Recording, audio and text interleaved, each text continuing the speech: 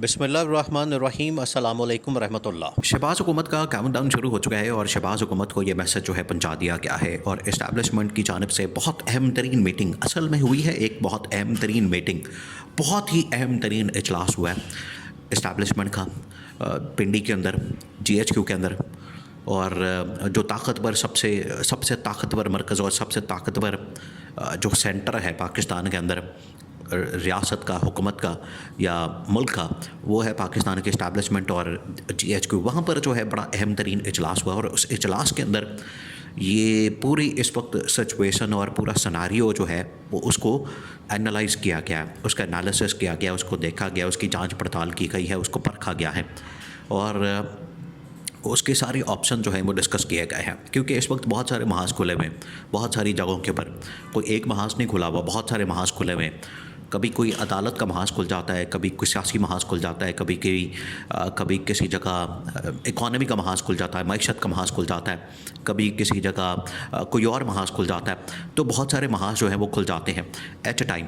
अब पाकिस्तान जिस क्राइसिस के अंदर जा चुका है, जिस बहरानी कैफियत के अंदर जा चुका है, उसमें इस्टेब्लिशमेंट के लिए बड़ा ज़रूरी हो गया है कि हमें कोई ना कोई सलूशन निकालना है, हमें कोई ना कोई हल निकालना है, हमें कोई ना कोई इसका रास्ता निकालना है। वरना ये जो 2024 के अंदर अब जो हो गया सो हो गया। देखिए ये 2024 अब जो एंड की तरफ जा रहा है, ये लास्ट मंथ आखिरी महीना 2024 का चल रहा है। तो अब इन्होंने 2024 की जो सारी रिपोर्ट्स हैं वो सारी इकट्ठी करनी है पाकिस्तान से, पूरे पाकिस्तान से, तमाम सूबों से, पूरे पाकिस्तान से, वफाकी हुकूमत की कारकर्दगी भी और साथ में सूबाई हुकूमतों की कारकर्दगी भी। और क्योंकि ये जब महीना ख़त्म होना है, ये साल ख़त्म होना है, तो टोटल तकरीबन कोई 10-12 महीने हो जाने, मतलब आप लगा लें 1 साल हो जाना है। क्योंकि 8 फरवरी को इंतखाबात हुए थे और 1 महीना पीछे रह जाना है 8 फरवरी के बाद।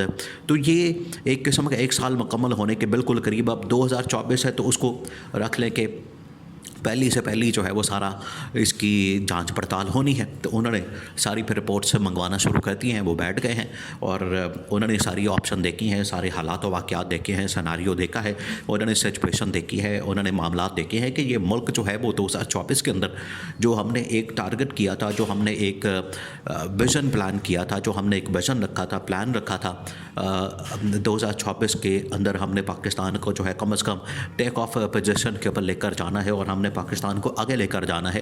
ये तो पाकिस्तान उधर का उधर ही खड़ा है, बल्कि उल्टा गियर लग चुका है। तो उन्होंने देखा है, उन्होंने ये सारी सिचुएशन को परखा, देखा। देखिए उन्होंने इस्टेब्लिशमेंट ने इमरान ख़ान की कुछ बातें जो है वो आज भी इस्टेब्लिशमेंट को बड़ी याद आती हैं। वो उस बात को रिपीट करते हैं, दोहराते हैं और उसके ऊपर बात करते हैं। इमरान ख़ान ने कहा था कि जब आप ये गवर्नमेंट लाएंगे, हुकूमत लाएंगे, आपके पास ये हुकूमत आ जाएगी तो फिर आप इससे आपको खैर की तवक्को नहीं होगी। और ये अगर आप समझते हैं कि इससे आपके मुल्क के हालात ठीक हो जाएंगे, मुल्क के मामलात ठीक हो जाएंगे, मुल्क की इकॉनमी या सियासत ठीक हो जाएगी, तो आपकी बहुत बड़ी गलतफहमी है, बहुत बड़ी गलतफहमी है कि इससे आपकी इकॉनमी या मुल्क के हालात ठीक हो जाएंगे या आलमी सतह के ऊपर आपका इमेज बेहतर हो जाएगा। 2 चीज़ें थी। इमरान खान ने जिस बुनियाद के ऊपर ये बात की थी, आज वही बातें जो है यहाँ पर डिस्कस होती हैं। इमरान खान ने 2 बातें की थी और उसके पीछे 2 वजूहात थे। एक तो ये कि जब रजीम चेंज ऑपरेशन कर दिया गया तो इस हुकूमत को एक इम्पोर्टेड गवर्नमेंट कहा गया, इम्पोर्टेड हुकूमत कहा गया और वो ट्रेंड जो है वो तकरीबन कुछ 6 महीने चलता रहा और पूरी दुनिया के अंदर वो ट्रेंड चला गया। आप इससे अंदाज़ा करें कि सोशल मीडिया की तारीख़ में, हिस्ट्री के अंदर इतना बड़ा ट्रेंड तमाम के तमाम सोशल मीडिया प्लेटफॉर्म्स के ऊपर, यूट्यूब, फेसबुक, ट्विटर के ऊपर इतना बड़ा ट्रेंड कभी नहीं चला। और ये तमाम के तमाम प्लेटफॉर्म्स ने माना इस बात को कि PTI ने जो इतना बड़ा ट्रेंड चला दिया वो इम्पोर्टेड हुकूमत के ख़िलाफ़, जिसमें करोड़ों नहीं अरबों सार्फिन या लोगों ने, अरबों लोगों ने इसके ऊपर अपना इज़हार राय किया, इसके ऊपर बात की। तो उसकी वजह से ये जो ट्रेंड था, एक तो उसकी साख ख़त्म हो गई। फिर इन्होंने जो दूसरी वजह बयान की जाती है, इमरान खान ने कहा था कि अगर ये इलेक्शन साफ़ और शफाफ नहीं होते और इलेक्शन साफ़ और शफाफ नहीं होते तो उसके नतीजे में दोबारा से ये गवर्नमेंट हुकूमत आ जाती है, ये ले आते हैं, तो उससे क्या होगा, फिर इस हुकूमत की कोई क्रेडिबिलिटी नहीं होगी, ये मुकम्मल तौर पर ख़त्म हो जाएगी। आलमी सतह के ऊपर कोई आपके साथ बात नहीं करेगा, डील नहीं करेगा। वो 2 बातें जो है इमरान खान की बिल्कुल आज सच्ची साबित हो गई। इस्टेब्लिशमेंट ने देखा है कि पहले हमें ये इम्पोर्टेड हुकूमत के नाम से हमारे ये गले पड़ गया था शहबाज शरीफ, और अब जो है एक जाली हुकूमत के तौर पर पहले ये इम्पोर्टेड हुकूमत का इसके ऊपर टैग लगा हुआ था, इम्पोर्टेड हुकूमत इसको कहा जाता था, वो वाला धब्बा जो है हमारे ऊपर लग गया था। अब जो है एक जाली हुकूमत के धब्बे के तौर पर हमें इसे बर्दाश्त करना पड़ा और इसको अफोर्ड करना पड़ा, और जाली हुकूमत का जो टैग है वो इसके ऊपर जो लगा है उसकी वजह से हमें मसाइल का सामना करना पड़ा, उसकी वजह से हमें इशूज़ का सामना करना पड़ा। और ये जाली हुकूमत का जो टैग है अब हम इसको किस तरह से हटाएं, इसे कैसे जान छुड़ाएं, ये हमारे गले पड़ चुका है। ये उन्होंने कहा कि ये हमारे गले पड़ गया है और इसकी वजह से हम पीछे नहीं हट पा रहे, हमारी जान नहीं छूट रही और इसकी वजह से बड़े मसाइल हो रहे हैं। पाकिस्तान की क्रेडिबिलिटी, पाकिस्तान की जो सूरत हाल है बिल्कुल ज़ीरो हो चुकी है। इकॉनमी, मईशत, सियासत और अदालती निज़ाम, सिफारती महाज, सब जगहों पर जो है पाकिस्तान को बड़ी ज़िल्लत और रुसवाई का सामना करना पड़ा और हालात बड़े ख़राब हो चुके हैं। ये उन्होंने वहाँ पर ये जब सारी सिचुएशन का जायज़ा लिया, इसको देखा, इसको परखा और फिर 2-3 ऑप्शन सामने रखे गए हैं और 2-3 ऑप्शन जो है वो बताए गए हैं कि या तो फिर हमें इस हुकूमत को घर भेज के तो एक इन हाउस चेंज लाने की ज़रूरत है।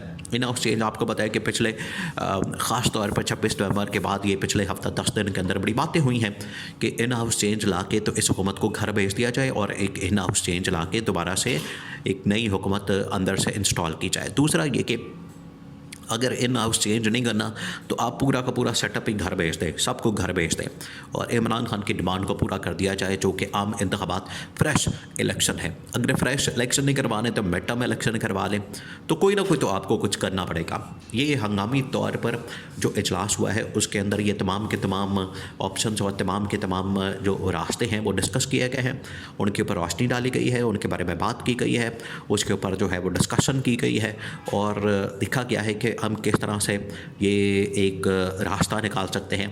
और शहबाज शरीफ के लिए ये एक किस्म का अब आखिरी काउंटडाउन शुरू हो गया, आखिरी महीना शुरू हो गया इसकी हुकूमत का। और ये वाला जो महीना है दिसंबर का 2024 की जब पूरी रिपोर्ट्स आ चुकी हैं, उनका एनालिसिस किया गया है, उसको सामने रख कर देखा गया है, तो पता लगता है कि वाकई में ये अब इस हुकूमत के पल्ले कुछ नहीं रहा।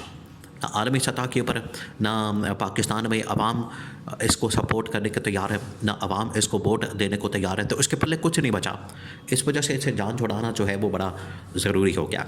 ये टोटल जो है वहाँ पर एजेंडा था और इसके ऊपर बात हुई, इसके ऊपर डिस्कशन हुई और वहाँ से निकला ये है कि हुकूमत को अब हमें अलविदा कहना चाहिए, शहबाज शरीफ को अलविदा कहना चाहिए और इसको घर भेजना चाहिए। ये पूरा शरीफ ख़ानदान का जो खाता बंद करना चाहिए।